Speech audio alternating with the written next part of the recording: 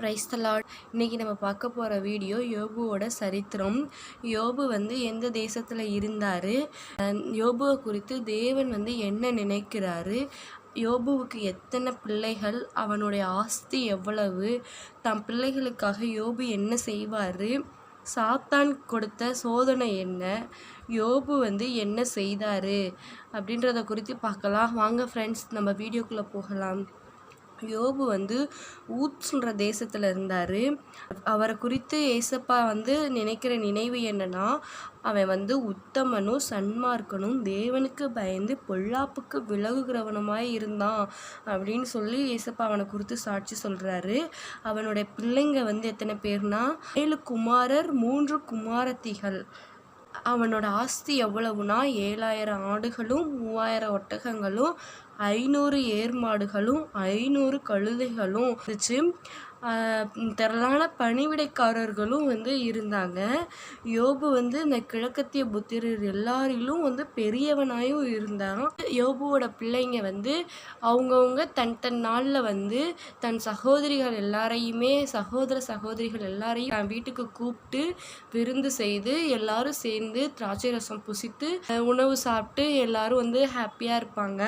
அப்படி இருக்கும்போது தன் பிள்ளைங்க ஒருவேளை தேவனை குறித்து தன் இருதயத்தில் பாவம் செய்திருப்பாங்களோ அப்படின்னு நினச்சி யோபு அவங்க அந்த விருந்து முடிந்ததுக்கு அப்புறமேலே எல்லாரையும் வர சொல்லி எல்லாத்தையும் பரிசுத்தப்படுத்தி அதிகாலமே எழுந்து அவங்கவுங்க இலக்கத்தின்படி சர்வாங்க தகன பலி செலுத்துவார்.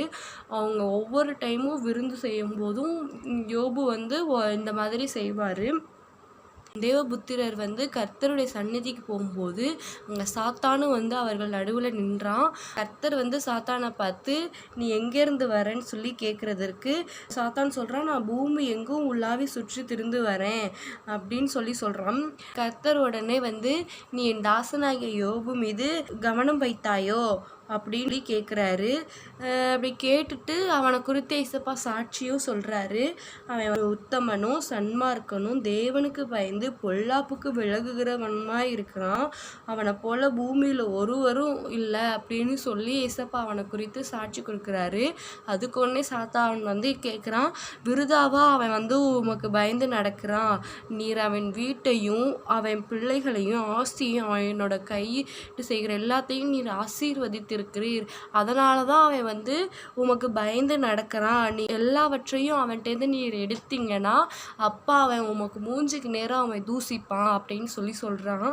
அதுக்கு ஏசப்பா சொல்கிறாரு, அவனுடைய எல்லா ஆஸ்தி எல்லாமே உன் கையில் தரேன், ஆனால் அவனை மாத்திரம் நீ தொடக்கூடாது அப்படின்னு சொல்லி ஏசப்பா சாத்தான்கிட்ட சொல்கிறாரு. உடனே சாத்தான் அங்கேருந்து கிளம்பி வந்துடுறான். அப்புறம் யோபுவோட பிள்ளைங்க தம் மூத்த சகோதரன் வீட்டில் எல்லாரும் விருந்துக்காக அன்றைய தினத்தில் கூடுறாங்க. அன்றைய தினத்தில் விருந்து செய்து திராட்சை ரசம் புசித்து உணவெல்லாம் சாப்பிட்டு எல்லாம் ரொம்ப ஹாப்பியாக இருக்காங்க. யோபு கிட்ட அவங்களோட வேலையாட்கள் ஒரு ஆள் சொல்கிறாங்க, எருதுகள் இருந்துச்சு, அதுக்கு பக்கத்தில் கழுதைகள் எல்லாம் மேய்ஞ்சிட்டு இருந்துச்சுங்க. சபையார் மக்கள் எல்லாவற்றையும் ஓட்டிட்டு போயிட்டாங்க, வேலையாட்களையும் பட்டைய கருக்கினால கொண்டுட்டாங்க. நான் ஒருவன் மாத்திரம் பிழைத்து உங்கள்கிட்ட சொல்ல வந்திருக்கேன் அப்படின்னு சொல்லி ஒரு வேலையாள் சொல்கிறான். அவன் இப்படி சொல்லிட்டு இருக்கும்போதே இன்னொரு வேலையாள் வரான். அவன் என்ன சொல்கிறான்னா, வானத்திலிருந்து தேவனுடைய அக்கினி விழுந்து ஆடுகளும் வேலையாட்களும் சுட்டரிக்கப்பட்டாங்க, நான் ஒரு ஆள் மட்டும் மீந்திருக்கேன், நான் இதை உங்கள்கிட்ட சொல்ல வந்தேன்னு சொல்லிட்டு சொல்கிறான். அவன் இப்படி சொல்லிட்டு இருக்கும் போதே 3வது வேலையாள் என்ன சொல்கிறான்னா, கல்தேயர் 3 பவுன்ஸாக ஒட்டகங்கள் எல்லாவற்றையும் ஓட்டிகிட்டு போயிட்டாங்க, அங்கே இருந்த வேலையாட்களை பட்டய கருக்கினால் கொன்னுட்டாங்க, நான் ஒருவன் மாத்திரம் தப்பித்து உங்கள்கிட்ட சொல்ல வந்திருக்கேன் அப்படின்னு சொல்கிறான். இவன் இப்படி சொல்லிட்டு இருக்கும்போதே 4வது வேலையாள் வரான். 4வது வேலையாள் உம்முடைய குமாரரும் குமாரத்திகளும் தங்கள் மூத்த சகோதரர் வீட்டில் புசித்து திராட்சை ரசம் குடித்து ரொம்ப ஹாப்பியாக இருந்தாங்க. அப்போ வனாந்திர வழியாக ஒரு பெருங்காற்று அந்த வீட்டின் 4 மூலைகளில் அடிக்க மேற்கூரை பிள்ளைகள் மீது விழுந்து இறந்துட்டாங்க, நான் ஒருவன் மாத்திரம் தப்பித்து அதை உமக்கு அறிவிக்கும்படி வந்தேன் அப்படின்னு சொல்கிறான். இது எல்லாத்தையுமே கேட்டு யோபு எழுந்து தான் சால்வையை கிழித்து தலையை சிரைத்து தரை தரையில் விழுந்து பணிந்து, நிர்வாணியாய் என் தாயின் கர்ப்பத்திலிருந்து வந்தேன், நிர்வாணியாய் அவ்விடத்துக்கு திரும்புவேன்.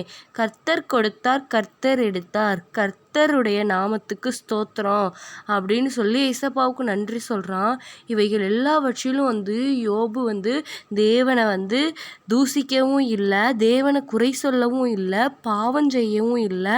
அவன் உத்தமத்தில் அவன் ரொம்ப உண்மையாக இருந்தான். யோபுவோட சரித்திரம் இதோட முடியல ஃப்ரெண்ட்ஸ், இன்னும் இருக்குது. அடுத்த வீடியோவில் பார்க்கலாம். Bye. God bless you all. Thanks for watching.